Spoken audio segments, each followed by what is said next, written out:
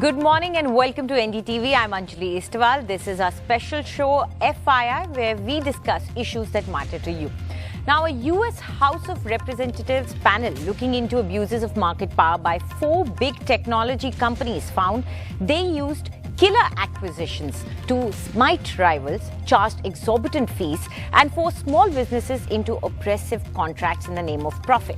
The antitrust subcommittee recommended that Alphabet's Google, Apple, Amazon, and Facebook, with a combined market value of over $5 trillion, should not both control and compete in related businesses. The panel's report also broadly recommended structural separations of these businesses, but stopped short of saying a specific company should be broken up. Now, why is competition necessary? This entire issue has brought forth this point. Now, it's necessary in business to avoid cartelization.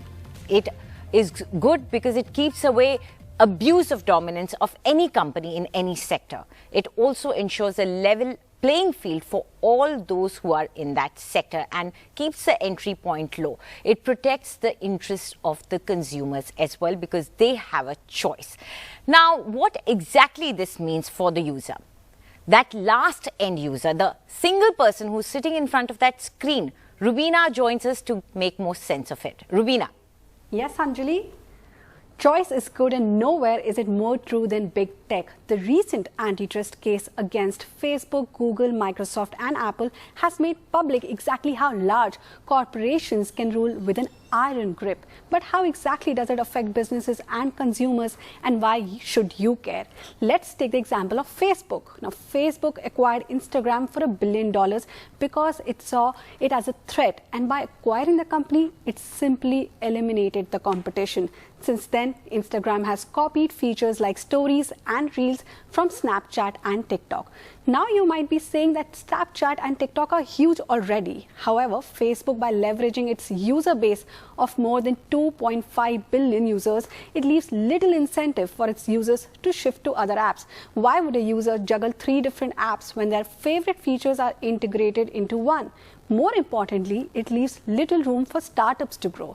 Now, many startups have tried to create the next viral sensation, but the scale and monopoly of the likes of Facebook and Instagram means that growth particularly becomes hard.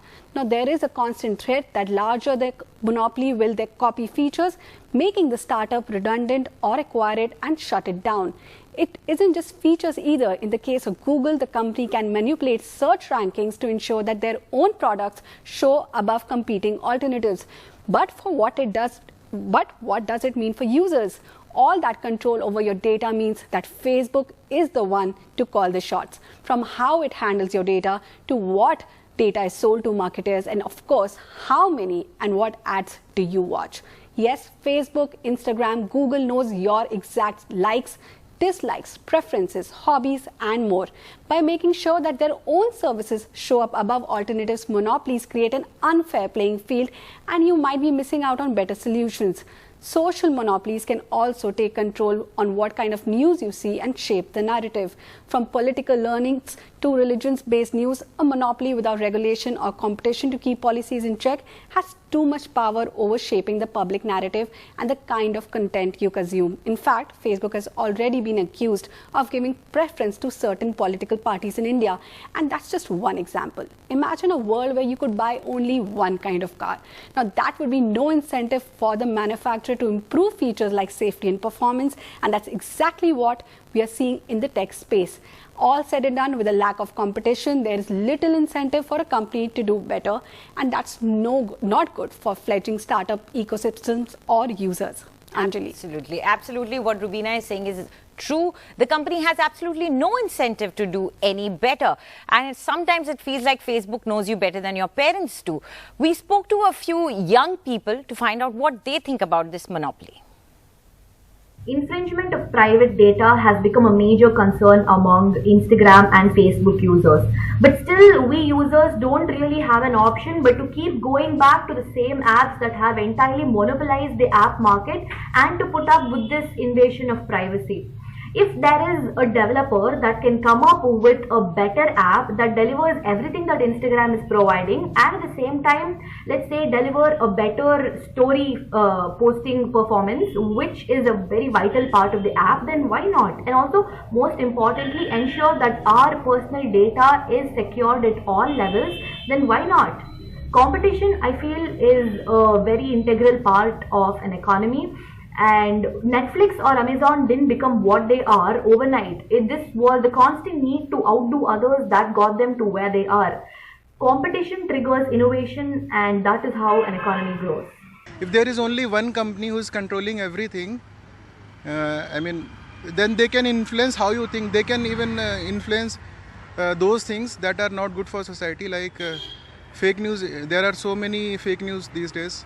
If something is happening in any locality, someone will make one video and they will make it viral after that, and they will write something that this is happening. But sometimes that is not actually the case. Sometimes it is a different thing.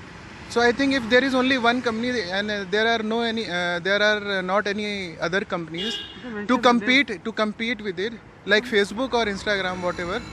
If there is no other company to compete, I think they will have a monopoly. They can influence.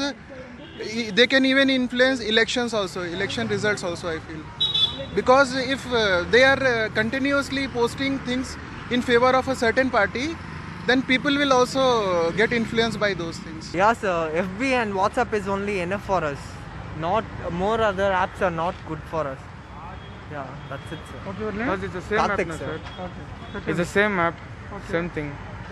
So why use multiple apps? We can use one app, enough. So to talk about this monopoly, we are joined by some guests. Virag Gupta joins us, who is an advocate and cyber law expert. And also joining us is Mr. R.S. Sharma. He's former chairman, Telecom Regulatory Authority of India, TRAI, and representing the small business owners is Praveen Khandelwal. He's National General Secretary of CAIT. Welcome, gentlemen, to the discussion. And Mr. Sharma, I'm going to begin with you. If four tech giants control everything, would that not lead to cartelization? Actually, thank you very much, and I think it's an extremely timely discussion, because a lot of things which your viewers just now mentioned, monopolies, market power, controlling and stifling competition, all these things are coming to the fore, and I certainly agree with all of them that, look, the monopoly is the biggest issue here. And if the consumers don't have a choice, then actually it controls everything. So these people have become, they are gatekeepers to the internet, they are gatekeepers to the marketplace, they are becoming sellers on their own marketplace. So essentially what is happening is that the entire ecosystem is distorted due to this situation. For example, in India, we have what is called net neutrality, which means the networks must be neutral to the sites, websites, or the internet. But there's no net neutrality principle on these gatekeepers. So, for example, the app stores, the devices, the marketplace, nothing applies on them, and therefore they are the ones who are now controlling. And unless we have neutrality of these devices, these operating systems, and these big corporations, we will not be able to really proceed forward. So I certainly agree that it's an extremely serious problem, and that problem needs to be solved. Right. Mr. Virag Gupta, you are fighting a case on fake news in the court. Do you feel this kind of monopoly, cartelization, that is actually hampering the fight against fake news as well? Fake news is a small symptom. It has serious implication. From Indian perspective, if you see the monopoly, then it is impacting four major aspects. The first is federal structure, where states are using their power. Second is social divide. Third is employment are diminishing. And fourth biggest factor is that there is a threat to the democracy. Now I feel that this shows the collective failure of parliament, government, and our regulators. In the last 6-7 years, or I will say 10 years, all the governments have failed to frame the rules, laws, or implement existing rules in the areas of data, in the areas of intermediary definition and taxation. So I see a Mr. trend Mr. Gupta, of- just a quick, comment. To be fair, not just our government, even the supposedly the most powerful country in the world, US has not been able to do anything against these tech giants. No. US was able to do so many things. They have recovered taxes from Apple. All the companies' headquarters are placed in US. So US dimension is different. Indian dimension is different. In the last 10 years, we are not able to frame a single law. We are not able to impose a single penalty against any big tech giants. While the European Union and US, they are able to impose so many regulations and fine on them. So we are the biggest market. Still, we don't have any regulatory network for them. And this shows the collective failure of all the regulators, including the TRAI. Now, Planning Commission or the Niti Aayog, they are becoming the regulator when they don't have any authority. For the last 3 years, we have failed to enforce the data protection law despite the 9 judges judgment of the Supreme Court. So there is a quid pro quo and there is the laissez-faire for these companies in India, which is badly impacting the whole Indian economy and the society. Okay, understood. So there are multiple facets to this problem. There is a privacy issue, there is data protection, there is influencing opinion, but then there is another thing about killing mom and pop stores when it comes to marketplaces. Mr. Khandelwal, you've been raising voice of that, that small traders get affected by these monopolies of big e-retail giants. So how do you see this monopoly and what do you think can counter it? Well, let me just tell you that what is the real issue. The real issue of all these acquisitions and everything is, number one, to get the data, and number two, to increase the valuation. So it is basically, it is not a business, it is a game of valuation and securing the data. So in this case, naturally, the small businesses, around 7 crores in the country, since they don't have a policy, they don't have a separate ministry, and they are developing their businesses on their own, generating around 60 lakh crores of rupees annual business. So they are, they are not getting that kind of support from the responsible people, both in the government and outside the government, to regulate their business in a very regulated manner. Number two, the most important thing is that we don't have regulatory mechanism. As Mr. Virat Gupta was saying, the Data Protection Act is lying since last 3 years. Again, then there is no regulatory authority for e-commerce. Then again, there is no regulatory authority for retail trade. And in the absence of these regulatory authorities, it becomes almost an uneven level playing field, particularly for the small businesses in the country, those who have been called as a backbone of Indian economy, that they are not in a position to survive. So right. There is a most important question that whether the big companies or the big multinationals will be able to control and dominate and monopolize the market at a given point of time. Right. So therefore, there has to be a robust competition, but with a level playing field, and government should take the lead and bring those kind of regulations, regulatory authorities. Then we can hope for the best. Right. Mr. Sharma, we have very strong agencies that look at the fact that there should be competition in every sector. We have agencies that have given out very, rulings that can be actually cited as examples. Do you think we can, in our country, also look into this? Because this is not just a matter of marketplace. It's the end user who gets affected in the end. No, I agree with you. First of all, let me say that the audio, unfortunately, seems to be pretty bad. So I have not been able to hear properly the arguments of Mr. Khandelwal and Mr. Gupta. Nevertheless, we apologize for that. Let me address two issues. One is the, Mr. Gupta pointed out the regulatory failure, so to say. Now, obviously, regulators work within the ambit of the law. Now, you need to have enabling laws for the regulators to act, right? So essentially, we need to have data protection law. that law has been coming for some time now, and I hope we have it soon.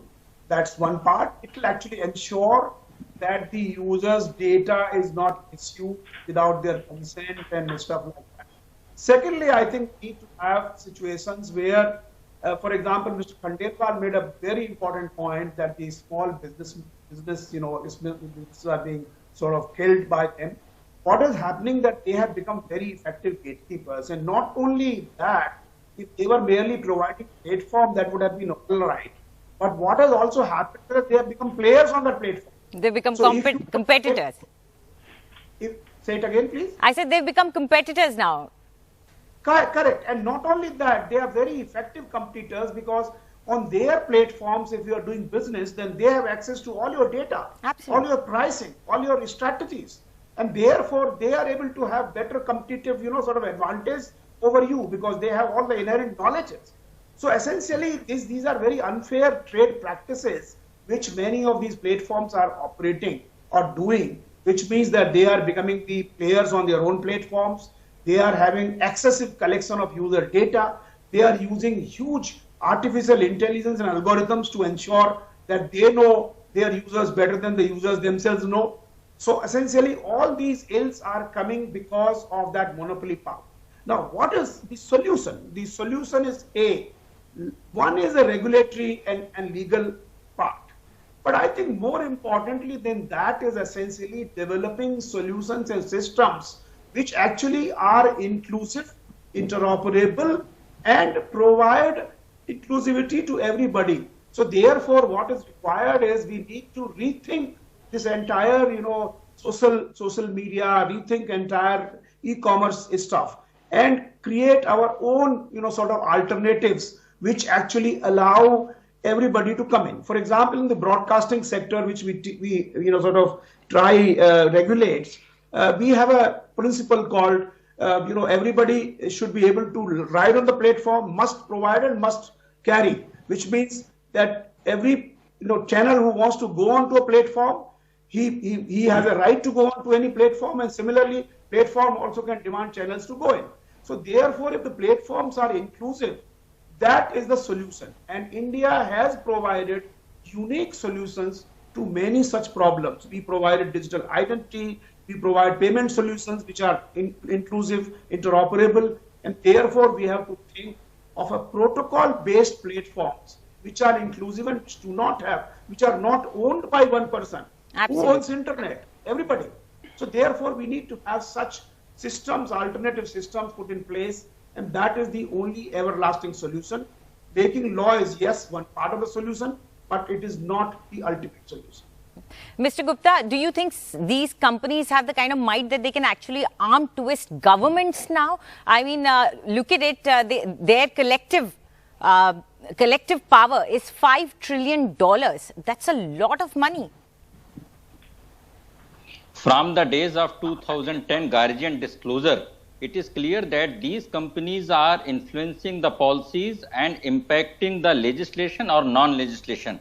Now, respectfully, I don't agree with Mr. Sharma. All the solutions which are being claimed have strengthened the monopolistic power of these companies. Now, let me tell you, to start a small shop or a chemist shop in India, you need more than 50 permissions. But to start a pharmacy online business, you don't need a permission. To start a telecom company, you need thousands of the licenses, permissions, and many formalities. But to start a WhatsApp-like service, you don't need a single permission. Now, TRAI as a regulator has framed and enforced many laws and rules against the television companies, but they have given the clean sheet that OTTs don't require any permissions or regulatory network. Now OTT have grasped this telecom sector. Now they are eating the entertainment and movie sector. So basically, we have the Companies Act by which these foreign companies are responsible in India and they are supposed to pay the taxes. Now these companies are doing business of more than 20 lakhs crore from India, and they are evading 5 lakh crore rupees taxes annually from India,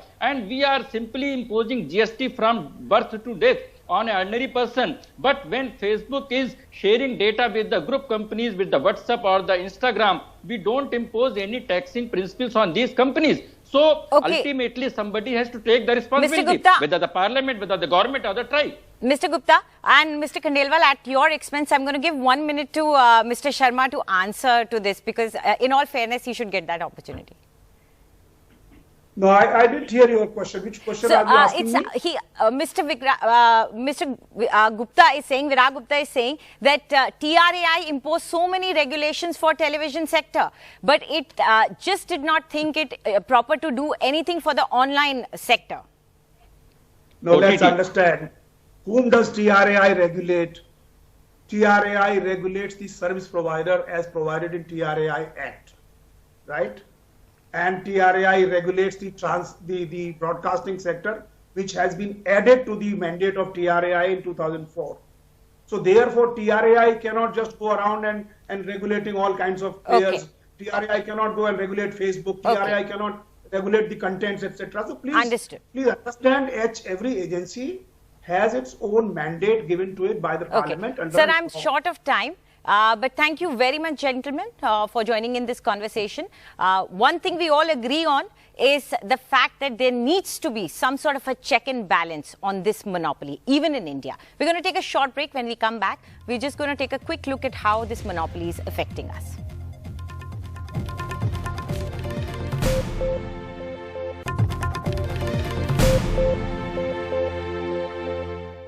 Welcome back. We are talking about how the big tech firms are monopolizing the market and how it affects us. Well, apart from the accusation that they are bullying vendors, it seems it affects us also. Especially, you have to consider the fact that there are 4 big tech firms like Google, Apple, Amazon and Facebook, and they have a combined market value of over $5 trillion. And they control what we see, what we buy, and even what we think. People like us who are the users, they do not have a say, we do not have a choice, and we cannot tell these companies our problems. And this is the reason why competition is important. Competition ensures that there is no cartelization, that big players who have dominance, they cannot control everything in the sector, and that can be avoided. It ensures that anybody who wants to enter the market, the sector, can enter, and ensures a level playing field. And this is exactly what people across the world are now worrying about. Well, that's all we have for you in this show, FYI, today. We're going to take a quick break. News updates follow on the other side.